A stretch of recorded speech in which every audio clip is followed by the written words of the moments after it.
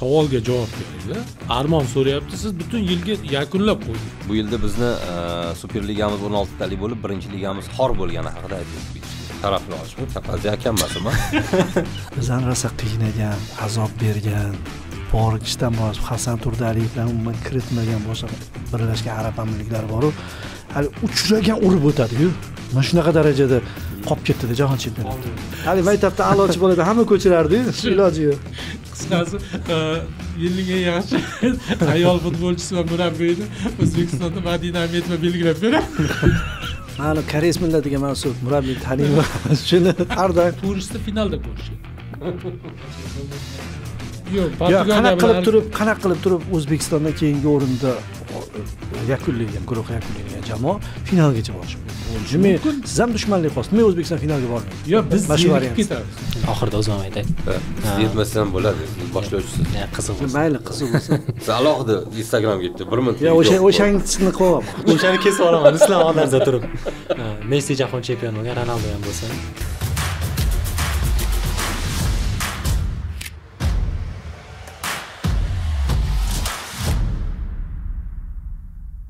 Assalomu alaykum do'stlar. iFootball YouTube kanalida Futbol Minusning 7-soni, futbolda eng ko'p qadrlanadigan raqamlardan biri. Bugun esa 2025-yilning sarh hisobini qilamiz. O'sha odatiy tarkib: Xayrulla Hamidov, Bobur Akmalov, Jamoliddin Bobojonov. 2025-yildagi bu eng so'nggi podkastimiz bo'ladi. Nasib qilsa 26-yilda hali ko'p podkastlar tashkil qilganmiz, lekin 25-yil bizga o'zbek futboli uchun ancha omadli keldi. Nafaqat o'zbek futboli, balki sharhlovchilarimiz uchun ham. Dastlabki savolimiz shundan iborat: Xayrulla Hamidovga 25-yilda sharhlovchilik faoliyatidagi eng omadlisi bo'ldi hisoblaysizmi? Menimcha o'zini aytibdi. Sharhladim shu yildan boshlab, men tushundim ishorani. Endi yaxshi bo'ldi. O'zbekiston jahon chempionatiga chiqqani muhimroq. Bu sharhlovchini qattiqdan sharhlaganidan ko'ra. Bobur akam sharhga qaytdilar shu yilda. 2025-yil. Xayrulla akam chaqirdilar, qo'yardi, qo'ymay. Sharhga qaytdik endi. Iltimos qildik. Kechasidagi soat 12dagi 1dagi o'yinlarni yozmaymanga deb iltimosimga doimiy qildilar. Shunaqa qilib kunduzgi o'yinlarni sharhlab yuribmiz. Kim rozi, kim norozi, mayli, farqi yo'q. Jamol akam har doimgidek zvizda. Trendda. Bo'lmasa farqi yo'q endi. Muxlislarga eng katta yutuq uchun men hali ham sharhga kirmaganman. Sharhlovchilarga 2026-yil oxiridagi podkast yomon bo'ladi endi. Kanalimga kiringlar deb qo'ying. 70 ming bo'lishimiz kerak edi. Muxlislarga ham savol qoldirdik bu podkastdan oldin. 25-yilda o'sha savol qoldirdik. Eng yaxshi voqealar, eng bir yoqmagan voqealar qaysi bo'lishi haqida. Birinchi savolimiz bu yil armoni deb savol kelgan, ya'ni Rafinha. Rafinhaga qaysidir ma'noda nohaqlik qilingandek tuyuldi deb, mana Zebesda o'sha 11likka ham kirmadi. 3talikda ham yo'q, birorta bir shaxsiy sovrin ham yutgani yo'q. Shu Rafinhadan boshlasak. Bu yil armoni ozodlik. Ozodlik. Hamma o'zini variantini aytgan yaxshi. Har bir unaqa ekspert uchun shu yil armoni qaysi futbolchi yoki qaysidir voqelik yil armoni bo'lib qoldi. Mana. Mandanmi? Mayli. Manda to'g'risi 25-yil futbolda armon yo'q. Endi minimum topadigan bo'lsangiz nimadan chiqib qoladi? Endi aniq qilsak, endi bir kichik Birlashgan Arab Amirliklari chiqa olmaganimi? Yo'q, Birlashgan Chempionlar Ligasi finalida PSG Inter emas, PSG Barsa bo'lganda endi yaxshiroq o'yin bo'lardi, boshqacharoq bo'lardi degan endi armon emas, lekin bu nima desa bo'lar ekan. Shunaqa bir niyat, xohish bor edi, endi u amalga oshmadi, muammosi yo'q. 25-yilda o'z armonlarimiz kam bu yil. Dunyo men gapirib bo'lmasa gap qolmaydi. Men keyin chiqib ketishim bo'ladi. Yil armonimiz, armoni ham bor, yil qayg'usi ham bor, yil yaxshi emas voqeasi ham bor. Hop, juda ko'pchilik Barselona finalda kutgani va Inter uni chiqarib yuborgani, menimcha shu kategoriyaga kirsa kerak. Barselona finalda o'ynash kerak degan bir. Chunki eng yaxshi o'ynab turgan jamoalardan bittasi va uni finalda juda ko'pchilik kutgandi. Endi Luis Enrique uchun armon bu jahon chempionati finalida klublar o'rtasidagi yutqizib qo'ygani. 7talik bo'lmadi. Yil yomon voqealaridan biri men nazarimda, men reytingimda bu turli federatsiyalar, turli assotsiatsiyalar, turli futbol odamlari, shaxslari alohida talab qilgan taqdirda ham Isroilni chetlashtirilmagani hech qaysi musobaqadan va ikkitalik, ya'ni 200lik UEFA tomonidan ham FIFA tomonidan ham Rossiyaga qilingan ish Isroilga kelganda butkul boshqacha bayonotlar bilan, kulgili bayonotlar bilan oqlandi. Mana shu yilni yomon voqealardan biri hech qaysi musobaqalardan chetlatilmagani. Shuningdek, biz ko'rdik, bu yil o'limlar bo'ldi. Bittasi Diego Jota, bittasi falastinlik Pele. Hozir oti esim kelmayapti. Qisqasi va yilni yakuniga kelib eng yaxshi voqealardan bittasi. Endi albatta milliy jamoalarimiz va boshqa voqealarga hozir xayrli ham o'tadilar. Yil yakuniga kelib eng yaxshi voqealardan bittasi shaxsan meni xursand qilgani Falastin va Suriyani Arab Kubogidagi yaxshi ishtiroki va ularni qo'llab-quvvatlanishi, Falastinning comebackli o'yini va guruh bosqichini ikkala milliy jamoa ham ikkita birodar, ikkita qardosh, ikkita ezilgan jafokash xalq yaxshi guruh bosqichidan yaxshi o'tib olgani. Shu voqealar endi o'zbek futboliga o'tmagan holda. O'zbek futboliga o'tishi endi xayrli gamozlari menimcha. Endi o'zbek futbolida menimcha armonli hech narsa yo'q bo'lsa kerak. Endi men uchun agar reyting qilinadigan bo'lsa, eng katta voqea futbol o'zi uchun oladigan bo'lsa, Jotani o'limi.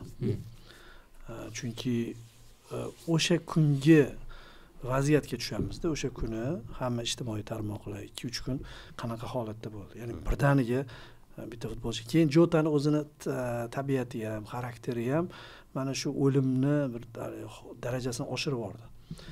Misol uchun o'zi sal ziddiyatli odam emas-edi. Xudo bezoriroq bo'lsa, battar bo'ladigan bitta odam chiqardi-da, lekin hamma bir xil gapirgani, keyin sekin-sekin mana kecha o'sha Tojikistonlik Qobiljon videolar chiqyapti. Bir kun oldin, 2 kun oldin endi chiqaveradi bunaqa narsalar. Hatto otasi bilan bo'lgan voqealar ham yaxshi odammiki yoki hozir Bobur aytgandek ziddiyatli bo'lmagan odammi voqealari chiqishi asnosida o'lim kattaligi bilinib boraveradi. Bu bo'lib ham Liverpool katta jamoa, Portugaliya hozir misol uchun Cristiano Ronaldo uchun o'ynaydi deyilayotgan joyda endi Jota uchun o'ynaymiz degan narsalarga aylanib ketib qoldi-da. Hech qachon men oxirgi yillarda eshitmagandim-da. Ko'zga ko'ringan futbol bor edi. Qanaqadir shu Jotani ukasiga o'xshagan ligalarda o'ynaydigan futbolchilar bo'lardi, lekin Jotaniki juda katta voqelik bo'ldi. Keyingisi mana misol boshqa voqea topib, hammasi Bobur aytib berishadi. Hozircha bu armon, lekin 2026-yil bu armonlikdan chiqadi. Italiya terma jamoasini jahon chempionatida haligacha qolib turgan unda. Ejintida turib, kirmaymi deb hal qiladi deb o'ylaysiz. Chunki Italiya siz shu hozirgi chalajon Italiya siz ham jahon chempionatlarini ko'rdingiz, nimadir yetishmay turaveradi. Keyin bo'ladi to'y, osham bor, hamma narsa bor, u bor, bu bor. Nimadir magiz yo'qmi? Choy yo'q. Choy ham emas, choy emas. Artsion. Shunaqaroq har doim hammanikiga borganda ko'rilgan narsa bo'ladi dasturxonda. Shu narsa yo'q bo'lib qolganda Italiya. Mana choy deylik, ko'k choy, moviy choy. Moviy gvardiya. Shu Italiyani hozircha chiqmay turgani. Curacao chiqyapti, lekin Italiya chiqmasligi mumkin. Lekin chiqsa ham zo'r guruhga tushadi. Italiya birdan favoritga aylanib qoladi. Nasib. 25-yilning eng yaxshi voqealigi faqat shu O'zbekiston jahon chempionatiga chiqqandan boshqa. 3ta voqealik aytamizda, chunki jahon chempionatiga chiqqanimiz birinchi o'rinda turibdi hammada. Boburda ikkinchi o'rin bo'lsa kerak. Yo'q, menda birinchi o'rin. Nega? Birinchi o'rin jahon chempionatiga chiqqanimiz, ikkinchi o'rin Neftchini chempionligi. Bu noodatiy emas, endi necha yildan beri kutilgan narsa. Yaxshi voqealarga o'tdik-da hozir. Yaxshi voqealar. Uchinchisi, yana o'sha boyagi narsaga qaytaman. Falastinni katta futbolga qaytgani va Arab Kubogida o'zini ko'rsatgani. Suriyani ham, Urdunni ham, hammasini. Mana shu 3ta voqeaga alohida e'tibor bergan bo'lardim. Qarang, ikkitasi o'zimizdan futboldan ekan, bittasi xorijdan ekan. Jamoa eng yaxshisi. Eng yaxshi baribir birinchi navbatda bu o'sha biz 34 yil kutgan o'sha jahon chempionatiga chiqishimiz. ikkinchisi kafa kubida g'olibligimiz, uchinchisi Abu Dabi xalqaro kubogida g'olib bo'ldik. Hammasi o'zimizga taalluqli. Bu 3 ta kubok. Ideal yil. Kuboklar yili. Anons qilsa. Men umuman boshqacha aytishim kerak bo'ladi. Terma jamoamizniki turadi. Ikkitasini topadigan bo'lsak, futbolchilardan olaman. Abduqodir Husanovni Manchester City o'yinchisiga aylangan. Shu yilning avvalda bo'ldi va juda katta voqea bu, haqiqatan ham bunaqa darajada. Mayli hozir zaxiradadir, boshqadir, lekin o'sha paytda qanaqa holatda edik? Bo'ldi-da, shu voqea sodir bo'ldi. Keyingisi Sergeyevni to'prar bo'lgan. Mana shuni ham aytmoqchiman. Qaytdi, hujumchi juda ham zarur. Biz o'sha Osiyo chempionatida Eldor Shomurodov bormagan paytda u ham jarohat olib qolganda keyin ko'rdikda nima bo'lganimizni. Bar o'sha nuqta og'ir bo'lib turaverdi. Jahon chempionatidan oldin mana shu Eldor Shomurodov bilan Abbos Fayzullayev ham Turkiyaga o'tganini qo'shsa bo'ladi, lekin ularning hali davom etayotgan yerda. Bular yakunlandi-da. Katta transfer bo'ldi va Sergeyev tom ma'noda liderga aylandi. Hozir misol O'zbekistonning eng zo'r klublari ham uni o'zining tarkibiga qo'sha olmayapti. Sababi eshitishimga qaraganda chet eldan normal klublardan takliflar bor. Chunki yetakchiga ham aylanib qoldi-da, oxirida urib tashladi-ku. Jahl qilib turib. Shu. Endi mayli. Yo'q, savolingizni bering. Detallarga to'xtaladigan bo'lsak, bizni jahon chempionatiga olib chiqqan 2-3 ta yaxshi sevni Yusuf amalga oshirgan sevni ham eslab ketish kerak edi. Chunki aynan burilish nuqtalari o'sha. Agar o'sha sevlar bo'lmaganda ehtimol yil voqeasini biz birinchi o'ringa buni gapirib o'tirmagan bo'lardik, balki. Maydonda Armonda aytardik. Balki maydonda tushganlar, gol urganlar, harakat qilganlar, yulduzlarimiz ko'p. Maydondagi deyarli har bir futbolchimiz jahon chempionatiga chiqqandan keyin yulduz. Alijonov ham, Hamrobekov ham, hammasi yulduz. Lekin oxirgi devorimiz kerakli. Keyin bu yil comeback ham desa bo'ladi-da. Chunki Yusufni bir necha bor tanqid qildik.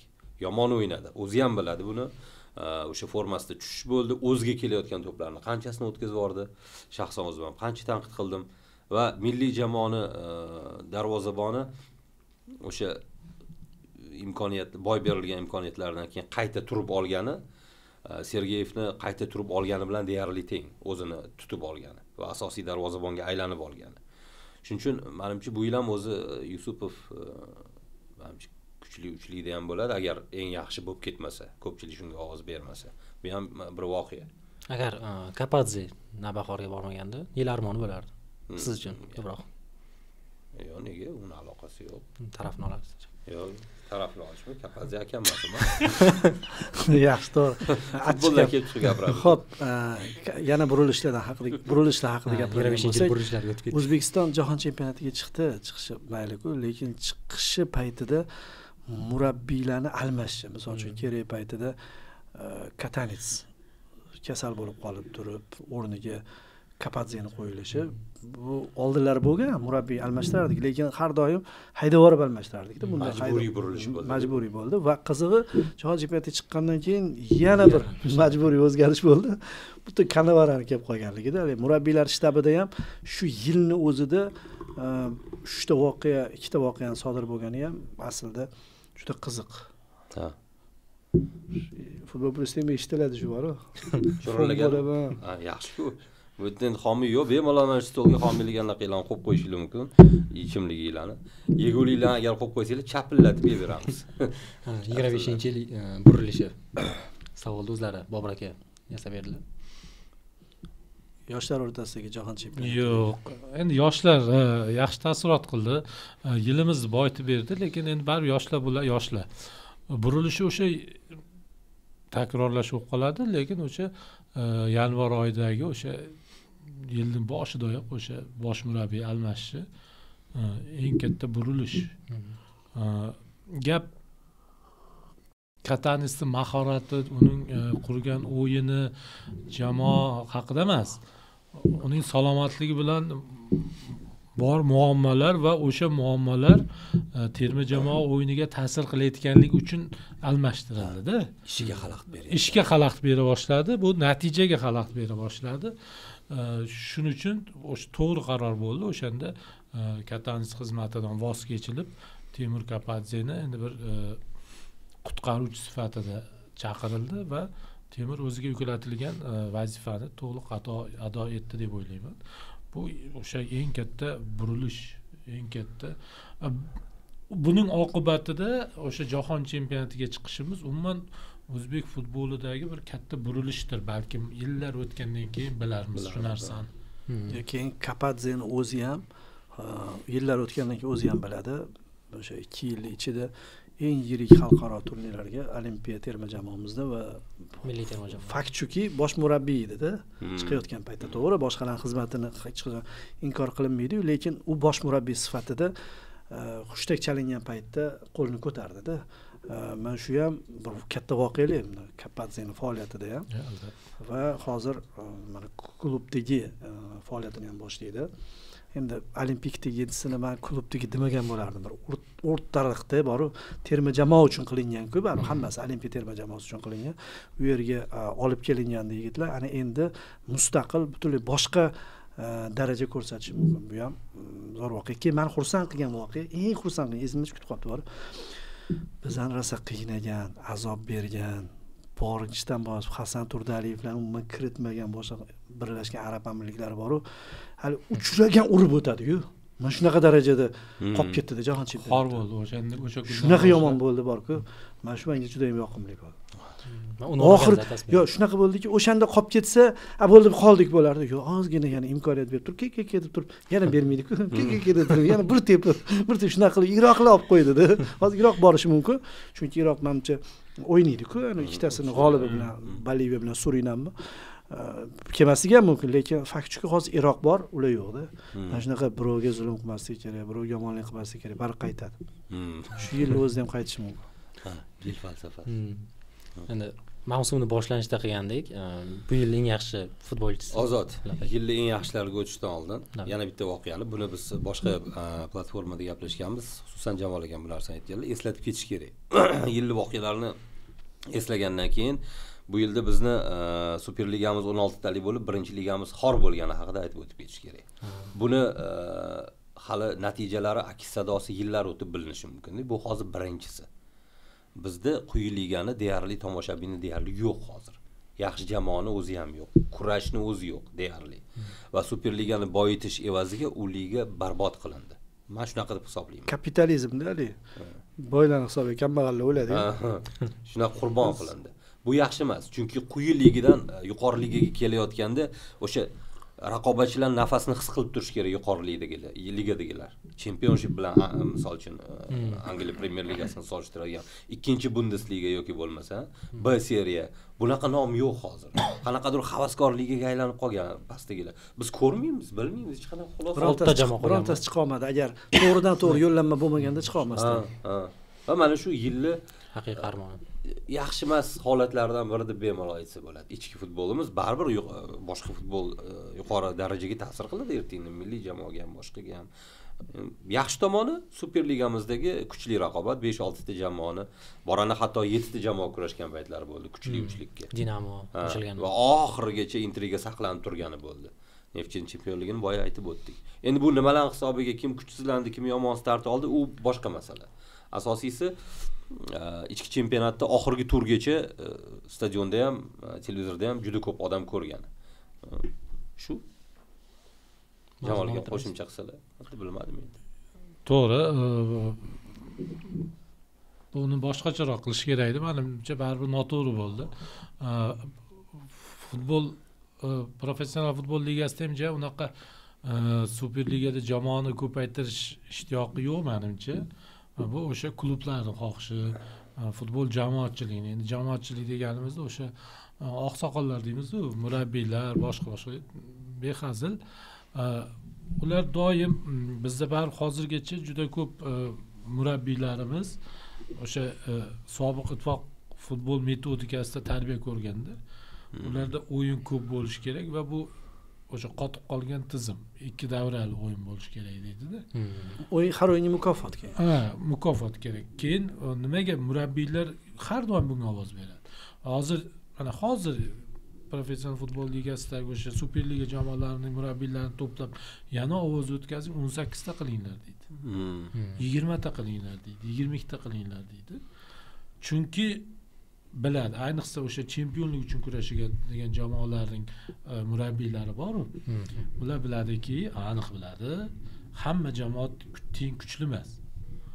Sizda qanaqadir bitta tur o'ynadingiz, aytaylik bitta tur Nasaf Neftchi o'ynadi, keyingi tur Sho'rtan bilan biri yana kim bilandir. Men hozir Sho'rtanga nisbatan anaqa demoqchi emasman. Baribir kuchsizroq jamoa bilan o'ynab, keyingi muhim o'yingacha yana bir oymi ochko yig'ib yursa bo'ladi-da.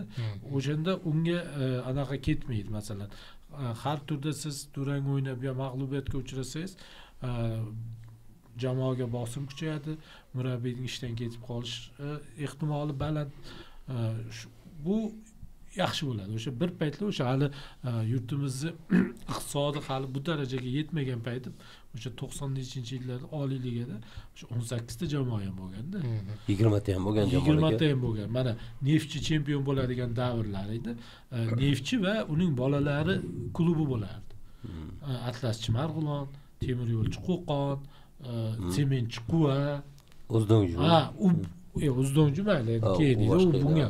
U bitta Farg'ona viloyatining hokimining bitta qo'ng'irog'i bilan hammasi ochko berish mumkin bo'lgan jamoalarda Neftchiga. Tushundingizmi? O'shancha ular ko'proq jamoa, ko'proq o'yin bo'lish kerak. Bunga hamma qo'shiladi. Jamoani qisqartiring, 3 davra qiling, 4 davra. Bir bo'ldi-yu. Har tur qirg'in barot bo'lsin, bunga chidolmaydi. Mana Alonsodek kecha Klassikodan keyin dunyodagi eng baxtli murabbiy edi. 1 oy bo'ldi. 26-oktyabrda. Hozir mana 2 oy bo'lyapti. Hozir eng baxtsiz murabbiylardan biri. Qanaqa vaziyat o'zgarib ketadi. O'shaning uchun uni murabbiylar biladi. O'shaning uchun ular xohlaydiki, jamoa ko'paysa, anaqa Superligada baribir uncha jamoani bir xil darajada ushlash qiyin. Nimaga bizda jamoalar darajasi bir-biriga yaqinlashdi so'nggi yillarda Superligamizda? Chunki keskin qisqaruvdi. Bir davrlar 18-17-yildan boshlab jamoalar qisqardi va iqtisodiy imkoniyatlari deyarli yaqinlashib qoluvdi. Ya'ni masalan, Xayrilla futbolchi bo'ladigan bo'lsa, xuddi Xayrilla darajasida faqat Paxtakor emas, bu yoqda Neftchi ham, Nasaf ham, boshqa chempionlik uchun kurashayotgan klublar Xayrilla darajasidagi futbolchini o'ziga chorlay olish imkoniyati paydo bo'lib qoldi. Lekin ko'p mana bu yil sezildiki, baribir o'sha quyiga tushib ketgan jamoalarimiz ko'rindi, hali Superligaga tayyor emasligi. Va Pro Ligadagi mana hozir Xayrilla aytgandek, Pro Ligada qatnashgan jamoalarimiz Superligaga loyiq emas. Men bundan 2 yil avval Samarqand Dinamo Pro Ligada o'ynab yo'llanma qo'lga kiritgan yili, adashmasam, kubokdan yarim finalga chiqdi. Unda yaqinroq edi. Biz buni ko'paytirib Pro Liga Buxoro Xorazm o'ynaganda. Va biz Pro Ligadan 2 ta jamoani shundoq o'tgan yil olib chiqib olib, u yoqda raqobatni o'ldirdik. Mana o'shaning uchun aralab yutqazdi. Boshqa jamoa ham hech kim tushmadi deb hech kim tepadan. Chunki kubokda yarim finalda gol o'sha eng quyi Superliganing eng quyi jamoalar bilan raqobat ham qildi. Buxorolar qoldi. Biz Pro Ligani aniq qildik. Masalan, o'sha bular sharhlagan, o'sha UzReport bergan payti Pro Ligani 2 yilmi translyatsiya qildik. Teng ko'rdi odamlar. Terma jamoaga futbolchi olishiga sal qoldi. O'sha paytda Pro Ligada Samarqand Dinamo bor edi, Andijon bor edi, qanaqa o'yinlar bo'lmadi. G'ijduvon bor edi. Pro Liganing futbolchilarini taniydi. Hozir kim bironta futbolchini aytib bera olmaydi. Hech kim aytib bera olmaydi. Buni Lokomotiv degan bitta ikkita chiqqan jamoadan bitta yarimta futbolchini aytmasangiz. O'sha ham eski futbolchi bo'ladi. Eski, Anzur Ismoilov bo'ldi. Buni oqibati mana keyingi yil ko'rinadi. Mana hozir Vodiy yaxshi tomonlarga o'tganimizda Vodiy derbisini jamoalar kuchayotganini aytishimiz mumkin, lekin parallel Tarozining bu tomonida mana bu yil Sho'rtandan boshqa, Sho'rtan juda kam ochko olganligi uchun boshda ma'lum bo'ldi-da qolib ketishi. Lekin qolgan o'rinlar oxirigacha intriga saqlab turdi, kurashishdi, Mashal yutib qo'ydi, Nasafni yutib qo'ydi. Qo'qon Paxtakor bilan durang o'ynadi. Keyingi yil shu ham bo'lmaydi. Sababi bular hech qanaqa qiyinchiliksiz yana yutib olishini biladi. Bu yil sal qo'rqdi-da. Sal bo'lsa ham pastdan kelayotgan jamoalarga tasodifan yutqizib qo'ysa nima bo'ladi degan narsa bo'ldi. Endi keyingi yil 100% ishonch bilan bilishadi. Pastdan chiqadigan jamoalar raqobat bardosh emas. Bularga. buni bilib turgan jamoa borku, oxirgi turlarni qizdirib bera olmaydi, xohlasa ham. Chunki bo'ldi qolamiz degan narsa. Qolib ketdik deydi. Xuddi oxirida sho'rtanga o'xshab turib, bu yog'iga mayli kurashamizmi, kurashmaymizmi, o'yin o'shanga tayyorgarlik ko'radi. Men bitta ikkita futbol mutaxassislari bilan gaplashdim. Endi bizga nisbatan ko'proq hamma ligalarni kuzatadigan Pro Ligadan o'sha U19 jamoalar bor chempionati. O'rinbosarlardan tashqari U19 mi 18 jamoalar bor. O'sha chempionat qizig'roq deydi. U19 qizig'roq. O'sha qizig'roq deydi. Qizig'roq. Lekin Superligaga raqobat qilgan vaqtida Pro Liga. Pro Liga bu nomi bilan professional. U bo'lishi mumkin. Undan o'rinbosarlar, qanaqalar ustun turishi mumkin emas. U yerda professional, hamma narsa professional yo'lga qo'yilgan bo'lishi. Mana Championship nimaga kuchli? Angliya Premier Ligasi yoki kuchliligi uchun emas. APL kuchliligi uchun emas. APL o'zanida hozir kuchayib ketayotgandir, lekin Championshipdan tagiga shunday qarasa 8 tami 10 tami liga ko'radi odam. Ya'ni shunchalikki bir-biridan sal pastroq bir-birini qo'llab-quvvatlab kelib tirab turibdi-da va bular majbur oldinga intilishga boshlashga. Championshipdan APL hozir hatto ozgina uzildi ham. Mana bu yil Hartogul, Sunderland yana boshqa chiqqan jamoalar teng. O'tgan yil qo'rqib ketishdi. Chiqadigan jamoa tugar ekan deb o'ylashdi. Uchalasi chiqib, uchalasi tushib ketdi-yu. Hozir Wolverhamptonlar pastda-da. Ya'ni eski jamoalari tushib ketishi mumkin.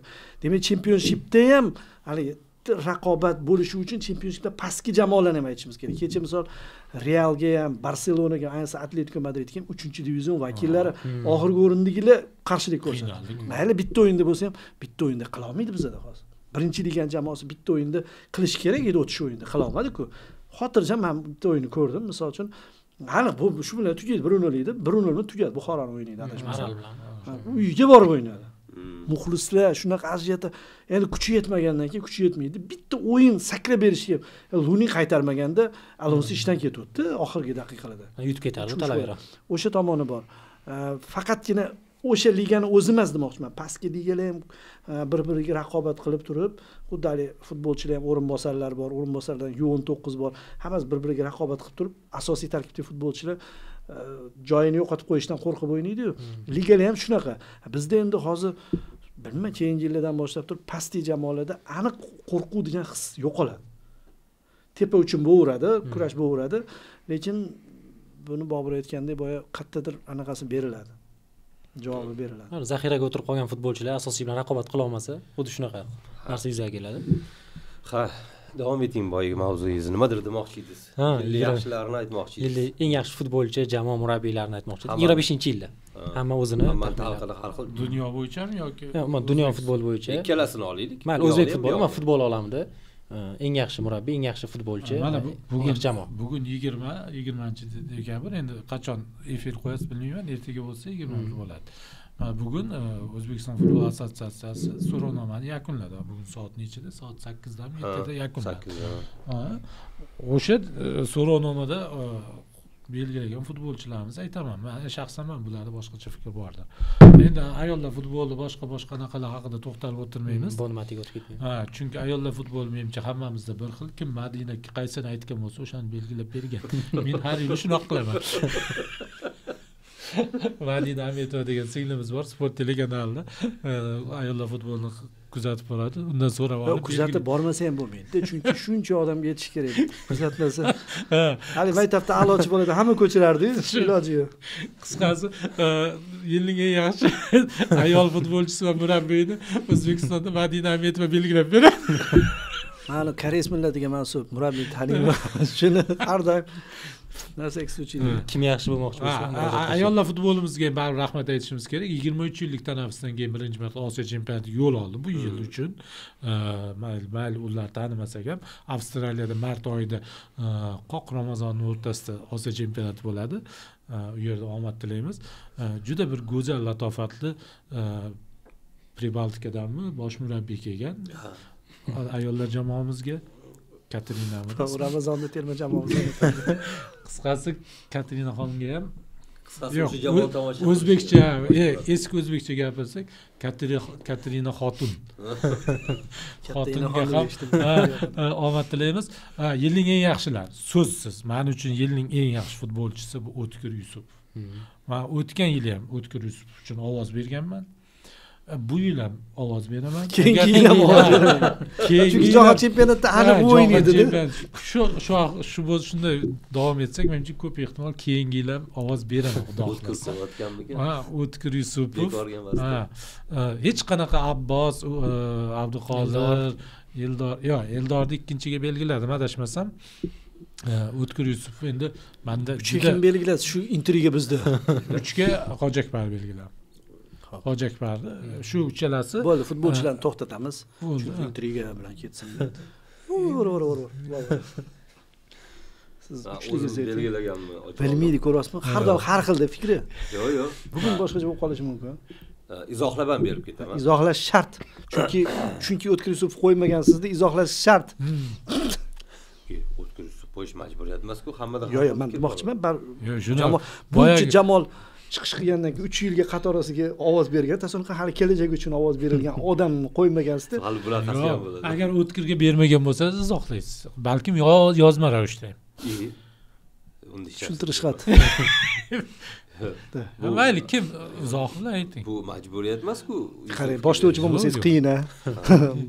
Boshlang. Hojakbar Aljonov 1ga qo'yganman, Yusupov 2ga qo'yganman, Hamrobekov 3ga qo'yganman. Qaysi biridan izohlab bering? Chet eldan yo'q? Nimaga? Hozir o'zimizniki. O'zimizniki. Nimaga bo'ldi? Nimaga O'tkir Yusupov birda emas? Chunki bu comebackdan avvalgi o'yinlarda bunchalik ishonch yo'q edi va biz uni 2-3 ta o'yindagi zo'r o'yinni ko'rdik. Butun yilda emas. 2-3 ta o'yindagi zo'r o'yinni ko'rdik. Va o'sha bizni xotiramizda yaxshi qolib ketdi.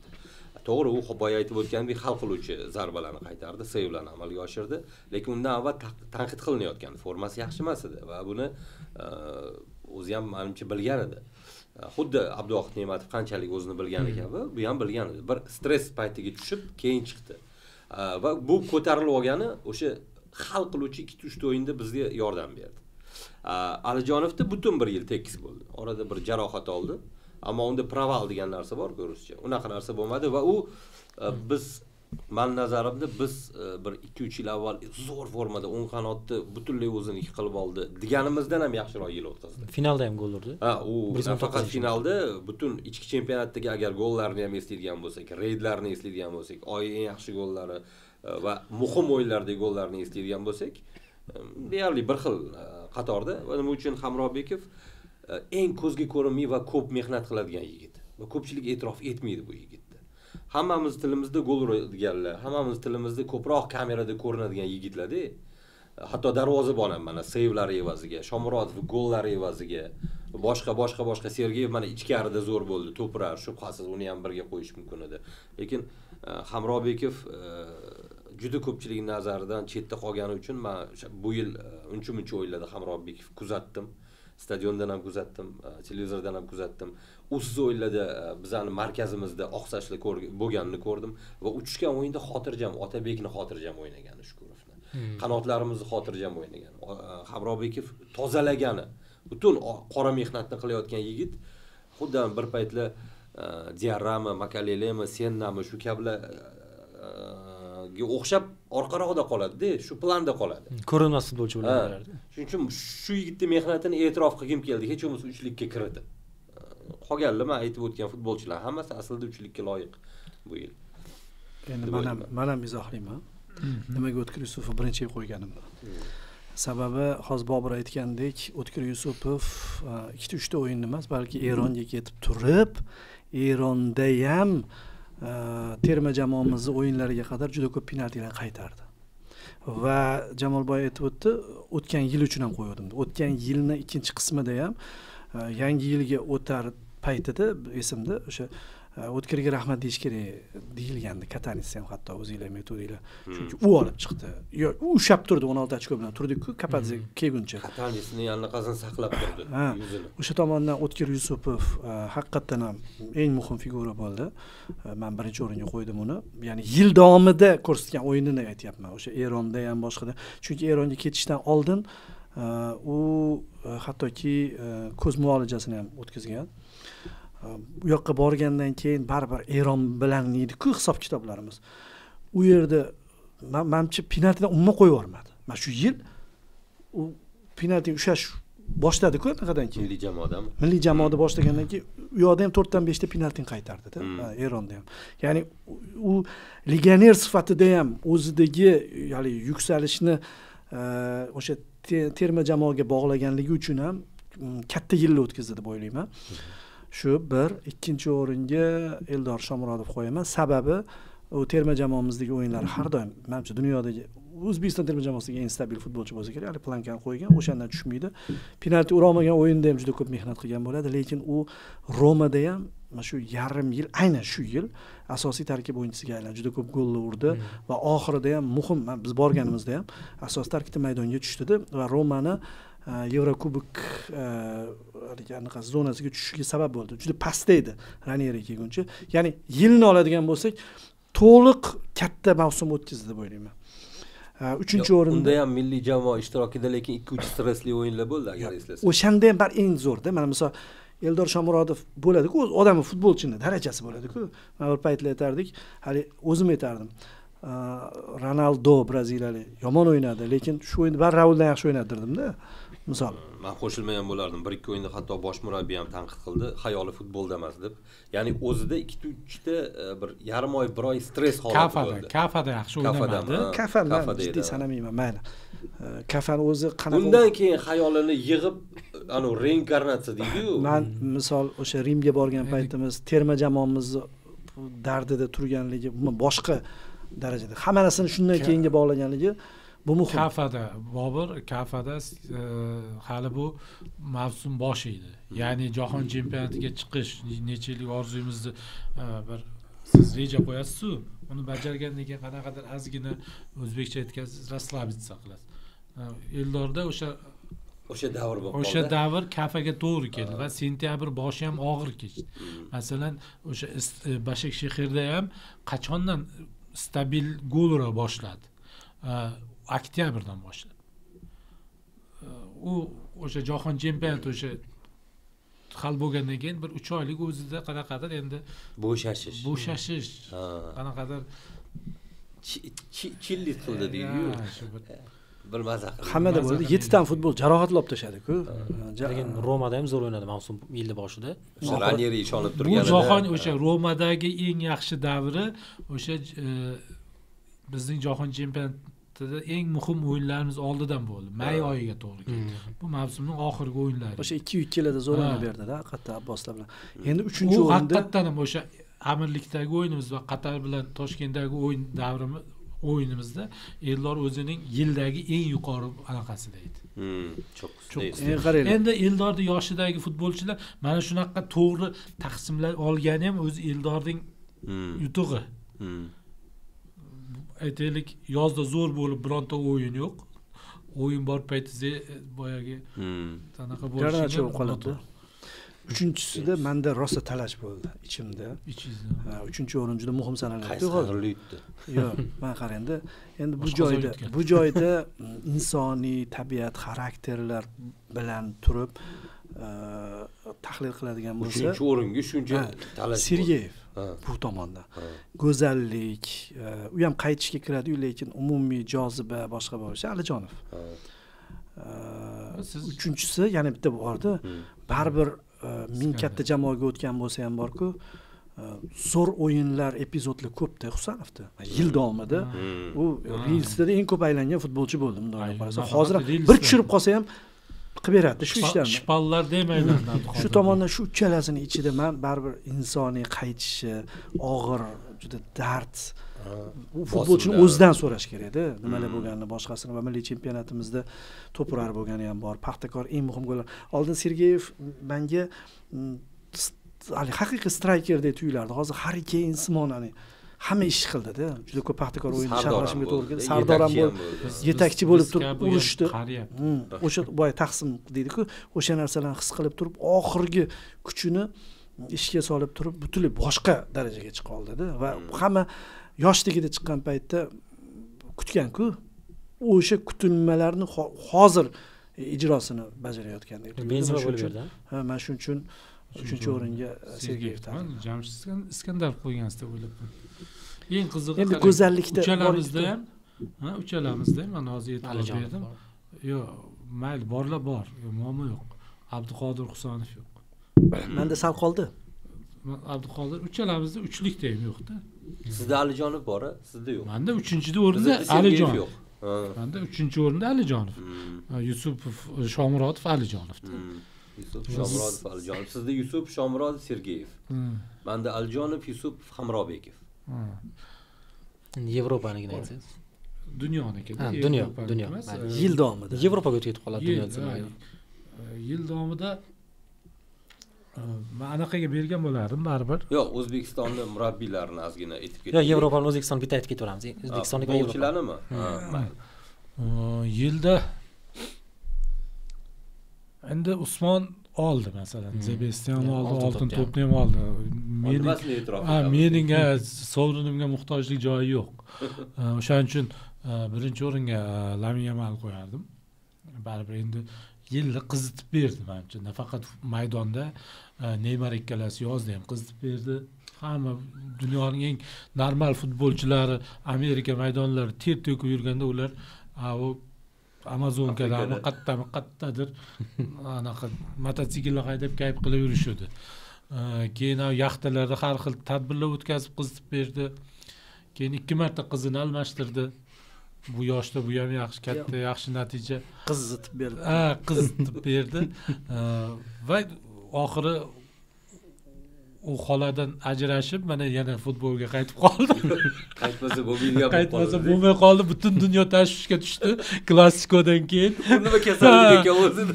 Shartta qizni ham tavbasiga tayantirib, klassikodan 3 kundan keyin u qizni xayrlashib. Klassikodan oldin har xil bayonotlar berib qizni. Endi butun yil bo'yicha olsak, endi mening nazdimda hozirgi kunda yil endi qanaqa o'tkazdi, hamma o'zining bahosini beradi. Eng iste'dodli futbolchi haqiqatan Lamin Yamal. O'shaning uchun balkim yili tortmagandi. Haqiqatda o'sha Zebestam olmaganligi, oltin to'p ham olmaganligi undan yaxshilar bo'lganidandir. Biza bir aytaylik endi. Yo'q, 3likni aytamiz. 3lik aytib ketsalar. 3lik aytaymi? 2ga Rafinani qo'yaman endi baribir Rafina yaxshi o'tgan. Mani sovrinimda 2 olsin. Hech bo'lmasa men sovrinimda 2 anaqa olsin. Usmonni qo'ymayman lekin 3likka ham. Xafa bo'lmasin mana. Xafa bo'lmasin, chunki ko'p narsa oladi deb o'ylayman. O'zi yarim yil o'ynadi. Yarim yil o'ynadi. U ham aprel-mayda zo'r o'ynadi-da PSJda. Shundan jahon chempionatida jarohatda o'tkazdi. Haligacha ilim-ilim qo'yurdi. Yo, kuzda ham yaxshi o'ynagan. Kecha penaltili seriyasida ham osmonga to'kadi. O'shaning uchun to'g'risi Usmonni qo'shkim kelmadi. 3-o'ringa PSJdan qo'shaman, baribir Vitinani. Endi men aytay, hamma aytib qo'yadi. Birinchi o'ringa yilni olamiz. Mbappeni aytgan bo'lardim. Mbappe shubhasiz. Shuni qo'shishim kerak. Hech qachon bir soniya bo'lsa, qaytadan anaqa qilsam bo'lmaydi. Rafinani o'rniga Realislar ko'proq bo'ladi. Bir soniya ham orqaga qaytmagan, bitta tempda o'ynagan, murabbiy almashgandan keyin ham hamma janjal qilsa ham, boshqa qilsa ham sog'lom futbolchi bo'lib qolgan, shu bo'ldi. Va ust. Va men misol to'g'risi mavsum tugagan payti, bu mavsum boshlanishi arafasida Yamalni aytgan bo'lardim o'sha talantli. Lekin ikkinchi mavsum ham boshlandi. Mavsumni bir 16 turini ko'rib qo'ydik. O'shalar hammasini hisobga olganda yilni eng katta futbolchisi u bo'ldi. Ya'ni butun mavsum davomidagi stabil futbolchi. Keyingisi Yamal degan bo'lardim. O'sha tomoni bor. Katta o'yinlarning ham o'yinchisi bo'ldi. Hamma o'sha finalda to'g'risi Barselonani ko'rish uchunmi yoki Yamalni Interga PSJga qarshi ko'rish uchunmi qiziqdi. To'g'ri, PSJning bitta futbolchisi bilan keyin ko'rishdi to'qnashuvni. Ispaniya bilan Portugaliya o'ynaganda Nuno Mendes bilan to'qnash keldi. Lekin baribir juda rang-barang holatlar bilan eslangan bo'lsa ham Yamalning iste'dodi yanada ko'zga tashlandi. Uchinchisi, men ham nimagadir Usmon Dembeleni qo'ygim kelmayapti. Chunki Usmon yil uchun gapiriladigan bo'lsa, oltin to'p arafasida ham, undan keyin ham o'ynamadi. To'g'ri, 2-3 ta o'ynagani uchun qo'ymaslik kerak degan narsa yo'q, lekin bu yoqga ham ozgina o'ynash kerak edi. Agar yilni hisoboti bo'lsa, men Holland qo'ygan bo'lardim, sababi Holland terma jamoasi bilan jahon chempionatiga chiqdi va qo'rqinchli darajada Norvegiya gol urdi. Hamma golni urdi olimda deyarli. Butun yil davomida Holand hatto Mbappe bilan tortishi mumkin ekan. Endi o'rtaga bittalik go'zallikni boyitdi-ku, Alijonovga o'xshab. Yamal kiritdi bular orasiga. Bu birak Modrichni qo'yganlar. Yo'q, men boshqa narsani qo'yaman. Mbappeni aytdik, Yamalni aytdik, Holandni Yo'q, takrorlashingiz mumkin. Harry Kane'ni yo'q, Harry Kane'ni aytdik. Men boshqacha yondashmoqchiman. Harry Kane aytilmadi. Yo'q, Harry Kane men aytaman. O'zi bu sanab o'tilganlar, Rafinha hammasi yuqori darajaligini hozir aytmasak ham hamma biladi. O'sha 5lik bo'lsa, shu 5lik shu o'zi eng yaxshisi. Uncha e'tibor berilmaganlardan bir ikkitasini aytmoqchiman-da. Masalan, men shaxsiy, toza shaxsiy Arda Güler darajasi o'sgani, Alonso ishonch bildirgandan keyin jamoani yetakchisiga aylangani va o'yini ham o'sgani. Bu Sizniki yil kashfiyoti bo'pti-da. Ehtimol. Shukur Burxon Aytilmaganlar yoki bo'lmasa Vitinha uni ham qo'ygan bo'lardim. Nuno Mendesni ham qo'ygan bo'lardim. PSJga Usmondan kam bo'lmagan nima deydi? O'yinlarni olib bergan futbolchilarni aytgan bo'lardim. Yani bir ikkita mana shunaqa futbolchilar bor. Ular orasida Pedri ham bor masalan. Pedrini masalan gollari ko'p bo'lmasligini boshqa, lekin u maydonda harakat qilishini Pedri yo'q payti bilindi-yu. Ha. Yo'q bo'lib qolsa bilinadigan futbolchilar bor-ku. Boya Hamro bekitdimi? Pedri yo'q bo'lib qolsa bilinadi emas, u maydonda borligida ham maza qilasiz-da. Uni harakatlarini. Bunaqa yosh miya bilan bunaqa balog'at fikrlaydigan futbolchi kam o'zi. Kamdan kam. Bittasi Vitinha bo'lsa, bittasi Pedri bo'lishi mumkin jahon futbolida ayni paytda.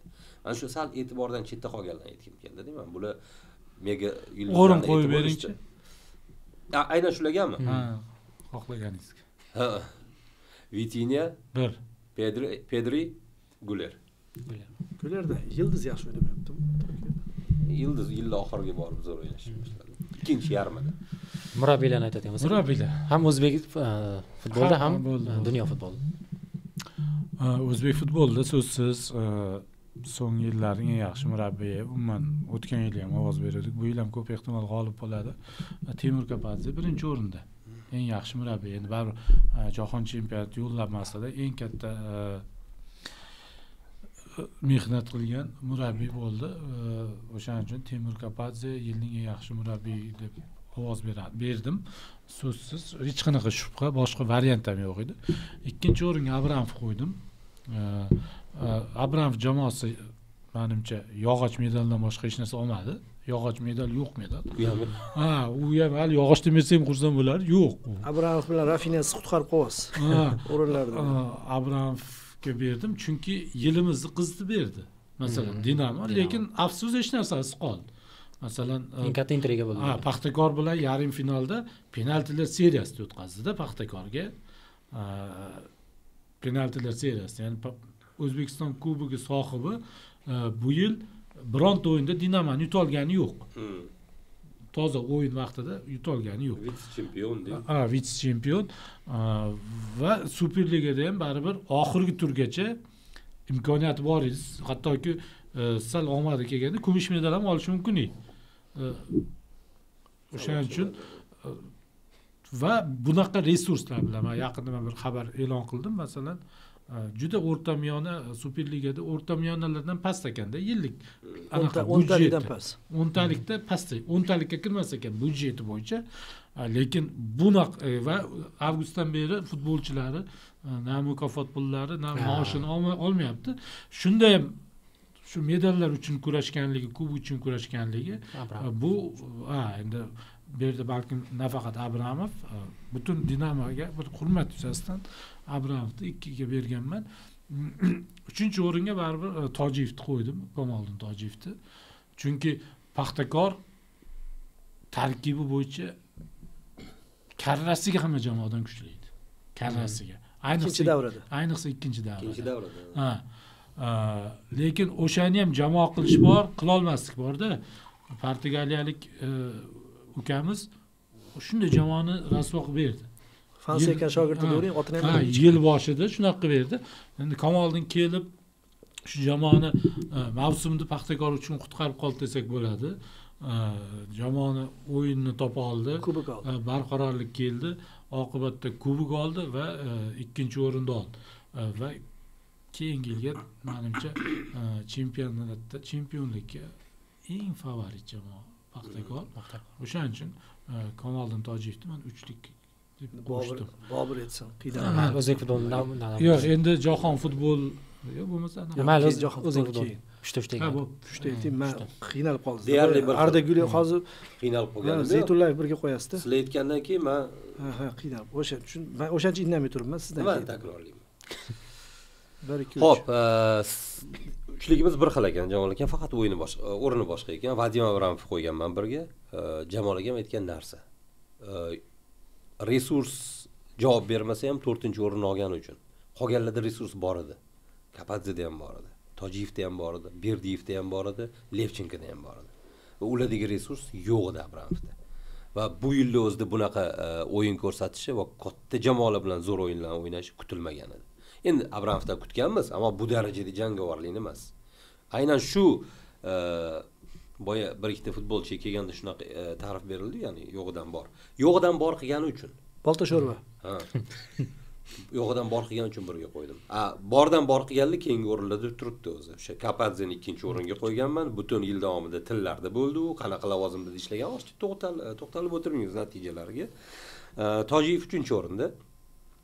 Xuddi shunaqa narsa, undagi bor resurs bilan ehtimol Tojiyevdan boshqa murabbiy ham shunaqa natija ko'rsatardi. Endi bu Tojiyev hurmatini va mehnatini yerga urmagan holda, chunki 4 ta mag'lubiyat bilan boshlagan jamoani bunaqa o'zgartirish uchun albatta murabbiy yo Unai Emery bo'lish kerak, yo Tojiyev bo'lish kerak. Salohiyat bo'lish kerak va u Flik bo'lish kerak. shunaqa holatiga yuqori natijaga erishgan chempionlik ham bir baqiy qoldida, bir ikkitasi qoqilib berganda chempion bo'lardi. Ikkita tur qo'shilganda bo'lib qolar. Ha, ehtimol. Shuning uchun Tojiyev 3-o'rinda. Mana shu kriteriyalar asosida 3-o'rinda. Menda sizlarniki bilan ikkita murabbiy o'xshash. Birinchisi Kapadze. Kapadzeni bor resurslari deymiz, lekin mas'uliyat, holat butunlay kosmik. Xuddi shuni Abramov nima qilganini ko'rganmizda. Xuddi shunaqa resurslar bilan ta'sirim boshqacha o'ynab berganlar. Lekin Abramovga o'sha ta'riflar. Uchinchisi bitta o'sha epizodi bo'lmaganda butunlay qahramon bo'lib qaytishi mumkin bo'lgan Islom Ismoilov. Va uni baribir bitta chempion jamoani bosh murabbiy qilib belgilayapti-da. O'yinidan kelib chiqib, hattoki tarbiyalashadi ham shekilli o'sha yerda. Menda 3-o'rin sal boshqacha sirada. Ha, yoshi ham yosh murabbiydi. Endi avansda unga bu. Dunyoniki o'zingiz boshlab men aytib qo'yilyapti deydi. Dunyoniki Luis Enrique 1-o'rin shubhasiz. Chunki o'zi PSJni biz eng katta voqealarga qo'shmayapmiz. O'zi juda katta voqea PSG tarixidan kelib chiqsak. Yo'q, PSG bu yo'lga qanaqa keldi bor-ku. Messi, Neymar, Mbappe'larni o'ynatib hech narsa ola olmayki, ulardan voz kechib keyin olganligi u erta unda o'ylab qarasa. Va uni treneri, murabbiyi Luis Enrique yilni tugatayotganda o'sha 3 ta jamoa bo'ldi. Menimcha 2009 Pep Guardiola 6 ta sovrin olgan, 2020 Flick Bavariya bilan 6 ta sovrin olgan va sal qoldi shu klub o'rtasida hojibiyatda yutib qo'yganda 7 ta bo'lgan. Birinchi 7 ta bo'lar ekanda.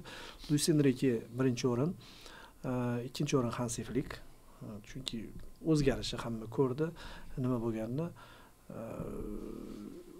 Qiyin davrdagi ham. 3-o'rin baribir bu yildan kelib chiqmaymiz, Arne Slot deyman men. Chunki Liverpool hech kim chempion bo'lmaydi deb o'ylaganda chempion qildi va penaltilar seriyasida PSJga yutqizdi Chempionlar Ligasida.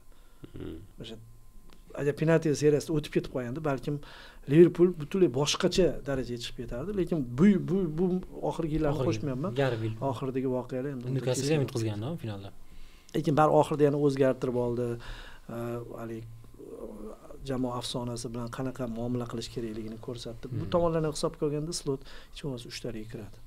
Bobur aka. Menda ikkili xuddi shunaqa 3-o'rinda Mareska. O'sha finaldagi g'alabasi uchun, g'alaba bo'lganda ham toza g'alabasi uchun hech kim to'xtata olmaydi deb kelayotgan klubni 100% yanchib tashlagani uchun. Va endi boshqa yorqin o'yinlari ham bor Mareskani. Premier Liga katta o'yinlarda hammasi yorqin. Ha, Premier Liga doirasidagi bo'lma. Hozirgacha ko'rib kelyapmiz, lekin aynan o'sha final menda juda katta taassurot qoldirgani uchun Mareskani qo'ydim. Rostdan ham o'zim ham kutgandim PSG shunchaki yutadi deb. Lekin Chelsea-ni har jihatdan yutib tashlagani, raqibini har bitta eng zo'r skilllarni yopib tashlagani, eng yorqin joylarini menda shu katta taassurot qoldirgani uchun 3 ga qo'ydim.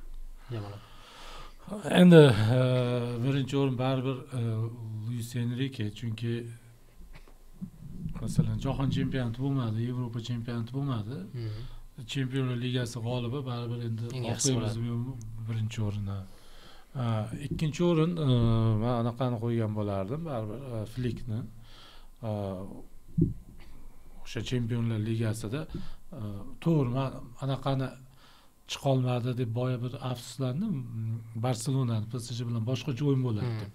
Lekin yarim final Inter bilan Barselona o'yini Chempionlar Ligasida men o'sha Alex Ferguson bilan anaqa Del Bosquening Real bilan Emis'ning o'yinini eslatdi-da menga. Men o'shanda bir bunaqa Chempionlar Ligasi bunaqa ikkala o'yin ham bunaqa yorqin o'yinda endi. U yerdagi Manchesterdagi o'yin o'ta yorqin bo'lgan. Bu yerda ham Barselonadagi ham Milandagi o'yin o'ta dahshatli. Bunisdagi bosim va intriga o'ta dahshatli. Kambeklar bilan javob berdi. Chempionlar Ligasi men so'nggi yilda bunaqa o'yin ko'rmaganman-da. Bu tarixga kiradigan ikkala o'yin ham dahshat haqiqatan ham. O'shaning uchun Flickni baribir qayerdadir mukofotlashimiz kerak. Bugun jamoat shu vazifa bajaramiz. Ikkinchi o'ringa qo'ydim Flickni, uchinchi o'rin kompaniya. Kompaniya. Endi nima deyman? Misol Glasner yo'q-a? Yo'q, to'g'risi menda Maresca ham bor edi. Uchinchi o'ringa variantlarda. Unai Emery ham bor masalan. Glasner bor. Glasner bor. Endi ular anaqa har zamonda otadigan anaqa pistonni bu yerda avtomat bo'lishi. Bavariya endi baribir yo'q. Keysi bilan chempion bo'lish o'zi emas-da. Hatto Bundesligada Bavariya uchun ham o'zi emas.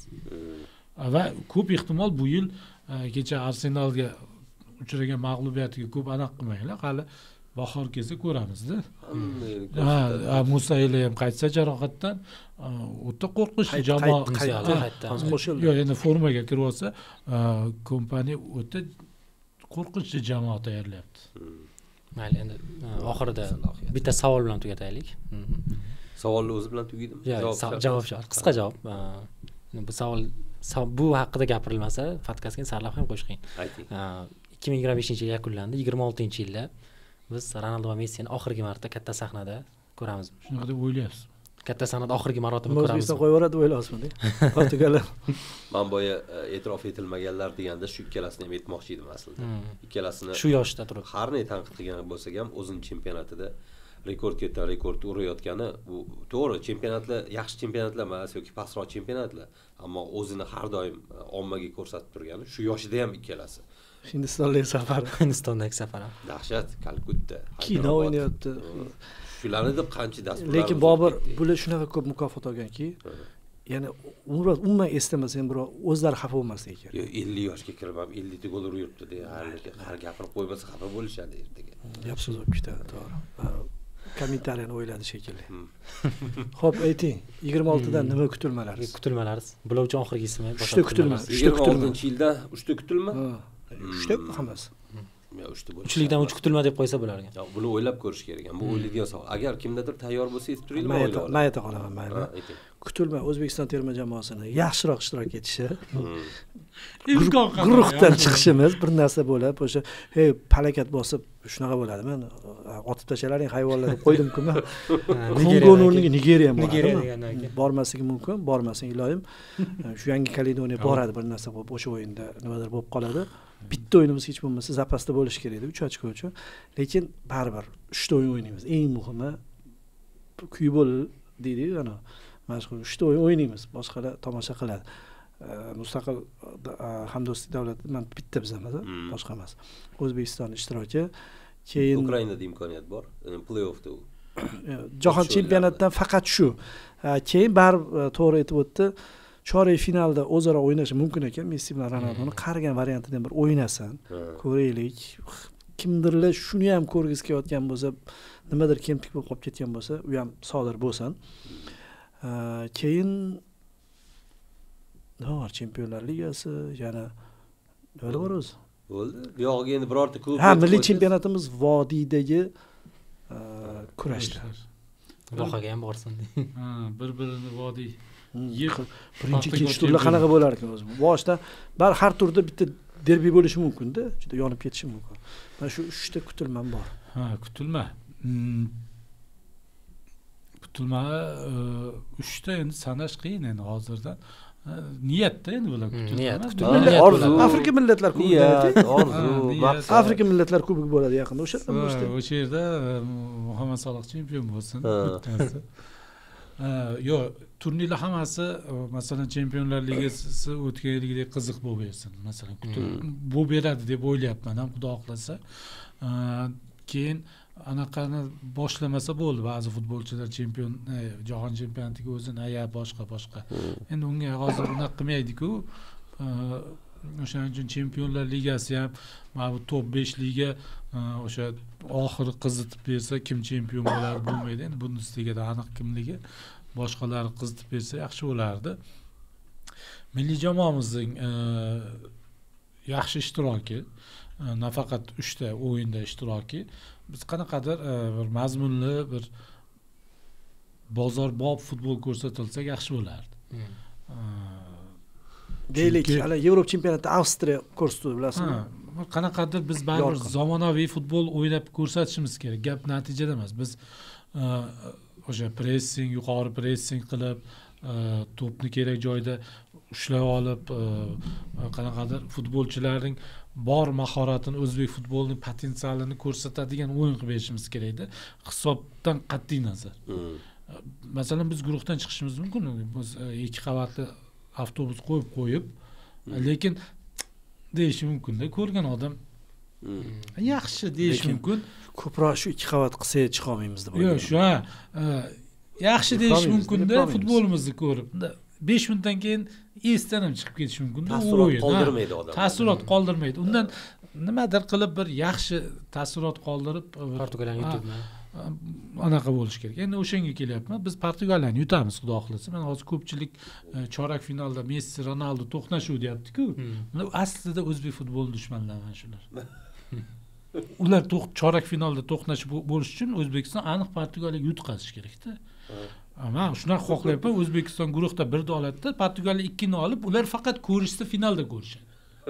Men chempion bo'lsin deb aytaman demoqchi edim. Yo'q, qanaqa qilib turib O'zbekistondan keyingi o'rinda yakunlaydigan, guruh yakunlaydigan jamoa finalgacha borishi mumkin. Bo'lishi mumkin. Siz ham dushmanlik qilasiz. Men O'zbekiston finalga bormaydi. Yo'q, biz zerikib ketamiz u yo'q.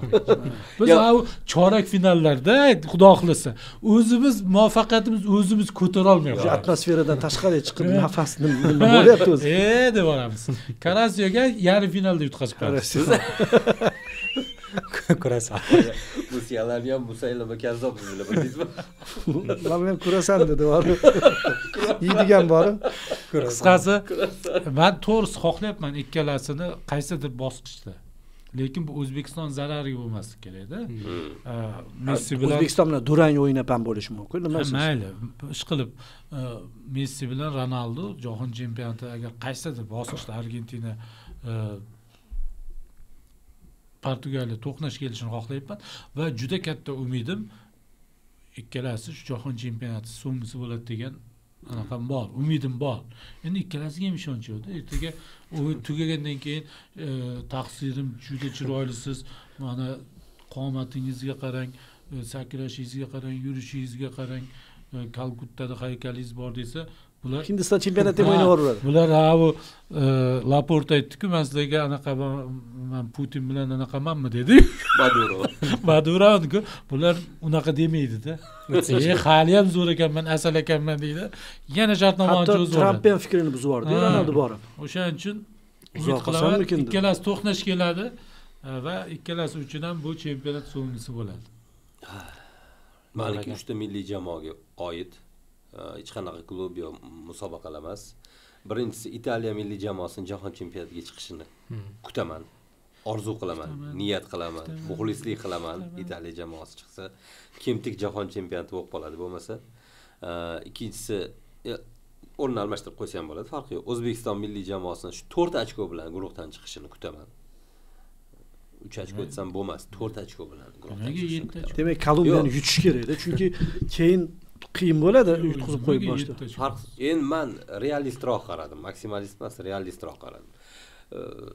Va uchinchisi dunyoda masalan mana hozir Italiyani aytdik-ku, jahon chempionati kim tezroq olib qoladi. Deylik, Argentina chiqolmay qolsa ham, Germaniya, Braziliya chiqolmay qolsa ham nimadir yetishmay qoladi-yu, zo'r milliy jamoalar. Dunyo futbolida bitta milliy jamoa borki, futbol hech narsa yo'qotmaydi. Shu Isroil milliy jamoasini yo'q bo'lib ketishini xohlayman.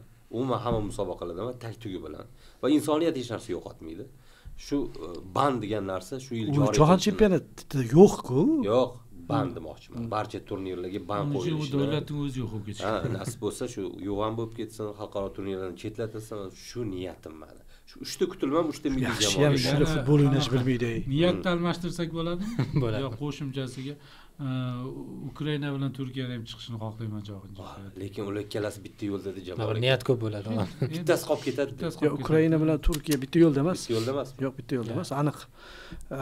Shimoliy Irlandiya bittasi Irlandiya shunaqa qo'yibdi. Turkiya butunlay boshqa yo'lda. Turkiya Uels bilan bitta joyda. Italiya ham boshqa, uchalasi ham. Italiya Uelslar bilan bitta joyda. Unda zo'r. Ikkalasi ham chiqsin. Yaxshi maqsad, ha. Men adashtirgan ekanman. Endi oxirida o'zim ham aytay. Siz yetmasam bo'ladi, siz boshlovchisiz. Qiziq Yo, bo'lsa. mayli, qiziq bo'lsa. Siz alohida Instagramga ketdi, 1 minut. Yo, o'shangisini qo'yaman. O'shani kesib olaman, Islom Odarza turib. Messi jahon chempioni bo'lgan, Ronaldo ham bo'lsin. Guruhdan chiqaylik jahon chempionatida Husanov asos tarkibda bo'lsin. Ha, yaxshi. Doim. Hammasi yaxshi niyat. Instagram. Kesib qo'yishga yaxshi. Bu layk uchun gap. Bu layk uchun bo'ldi. Bugun bir qancha mavzular gaplashildi. Bemalol o'zingiz fikringizni, eng yaxshilarini yoki eng omadsizlarini izohlarda yozib qoldirishingiz mumkin. 2026-yilda ham futbol minus hali uzoq davom etadi. Yil nomi bo'ldi bu. Ha,